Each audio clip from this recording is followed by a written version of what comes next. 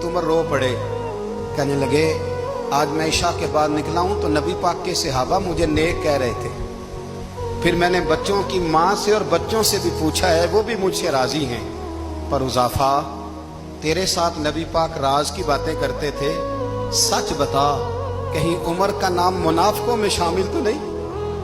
सच बता, उन मुनाफिकीन में तो शामिल नहीं, कहीं ऊपर ऊपर से तो नहीं सारा कुछ? हजरत उज़ाफा बिन यमान कहते हैं मैं बाप के मरने पे इतना नहीं रोया जितना उमर के सवाल पे रोया। मैं कदमों में बैठ गया, मैंने कहा नहीं उमर, ये तो मैंने नहीं सुना, लेकिन ये मैंने नबी पाक से जरूर सुना है कि मेरे बाद अगर कोई नबी होता तो उमर इब्ने खत्ताब होता।